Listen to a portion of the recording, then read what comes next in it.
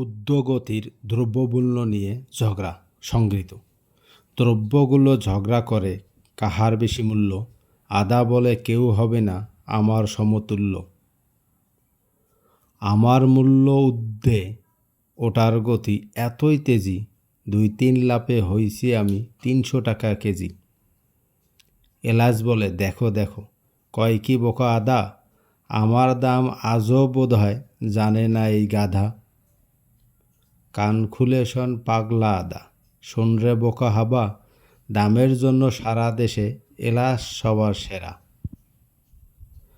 পেঁয়াজ বলে বোকা এলাচ, রাখো তোমার গল্প, তোমার দামটা বেশি হলেও লাগে তোমায় অল্প। দামটা আমার কম থাকিলেও লাগেই বেশি আমি, এই হিসেবে আমি হলাম সবার চেয়ে দামি। সয়াবিন তেল ওঠে বলে হায়রে বোকার দল, আমি থাকতে তোরা কেন ঝগড়া করিস বল।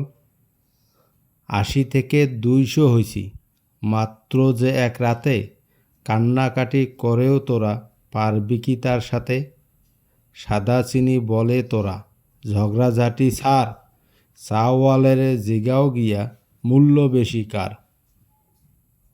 দামের জন্য আমার সাথে কেহ পারবি না, আমার ঠেলায় দেশে এখন 10 টাকা কাপ চা। আড়াল থেকে মুচকি হেসে কইছে গরুর গোস্ত, দাম নিয়ে এই ঝগড়া বিবাদ বাদ দে তোরা দোস্ত। গরিবদেরকে গিয়া আমার দামটা কি জিজ্ঞেস কর, ওরাই কইব আমার কি দাম, আমি যে কি দর। এমনি করে নিত্যদিনের সকল দ্রব্য মিলি, কাহার মূল্য বেশি নিয়া লাগলো কিলাকিলি। হাটে গিয়া দ্রব্যদের এই মারামারি দেখে দৌড়ে এসে যান বাঁচালাম বাজার করা রেখে। সংগৃহীত লেখক ফেরদৌস আহমেদ।